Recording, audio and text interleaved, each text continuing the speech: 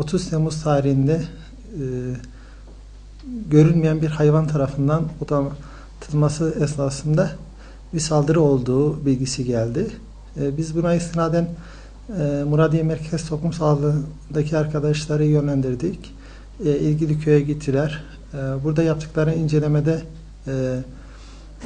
tek bir hayvan saldırısı olduğu, sırtından yaralandığı ve bununla ilgili Tarım İl Müdürlüğü'nün gelip durum tespiti yaptığı ve bahsi geçen hayvanın itlaf edildiği, kuduz için laboratuvara gönderildiği bilgisi verildi.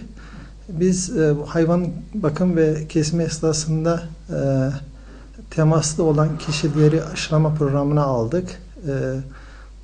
Bu şahısların aşılamaları bitti, kuduz aşılamaları bitti. Hayvanda yapılan laboratuvar incelemesinde de kuduz olduğu tespit edildi. Gerekli tedbirler alındı. Buradaki hayvan bakıcısı köylü vatandaşlarımıza kuduzla ilgili bilgilendirme yapıldı. Şu anda mevcut durumda herhangi bir risk yok. Zaten hayvandan hayvana bulaş olmadığı için ancak insanın ısırılması ya da yaralanması sonucunda kuduz bulaşı söz konusu olabileceği için bu risk ortadan kalkmıştır. Riskli gruplara da gerekli aşılama yapılmıştır. Şu anda bir sıkıntı yok. Gümüştepe köyünde de yine aynı tarihlerde münferit bir vaka meydana gelmiş olup oradaki arkadaşlarımızı da yönlendirdik. Bir köpek ısırması sonucu yaralı çocuğa aşılama programına alınıp gerekli tedavi yapıldı. Herhangi bir risk orada da yok. Mevcut hayvanın da kuduz olduğu ile ilgili kesimi delil yok. Evcil bir hayvan. Şu anda ölümü de 10 gün geçtiği için ölümü de gerçekleşmediği için kuduz olmadığı sonucuna varabiliriz. Bu konuda vatandaşlarımızın müsterih olmalarını istiyoruz. Bu Muradiye ilçesinde vuku bulan her iki olay münferit olaylar ve hemen hızlıca müdahale edilip gerekli tedbirler alınmıştır.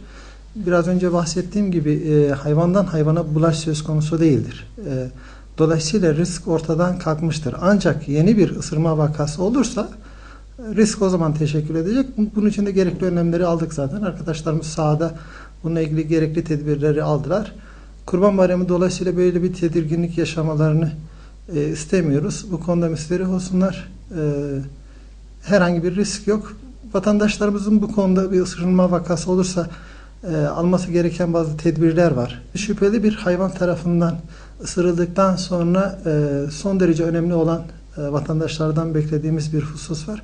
Mutlaka yara yerini ve çevresini sabunlu ve deterjanlı suyla yıkamalarını bekliyoruz.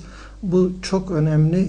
%90 koruyuculuğu var. Yani tek başına sabunlu suyla ısırma bölgesini yıkarsak hemen hemen kuduz olma riskimizi %90 azaltmış oluruz. Bu hususa özellikle dikkat etmelerini istiyoruz. Isırma yerinin beyne yakın olmasının kuduz gelişme açısından belirleyiciliği var. Yara ne kadar beyne yakınsa o kadar risk fazladır. O yüzden bu tür bir yaralanmada hemen hastaneye ya da sağlık kuruluşuna başvurmalarını istiyoruz vatandaşlarımızın. Eğer hayvan evcilse bu hayvanın mutlaka 10 gün boyunca gözlem altında tutulmasını bekliyoruz.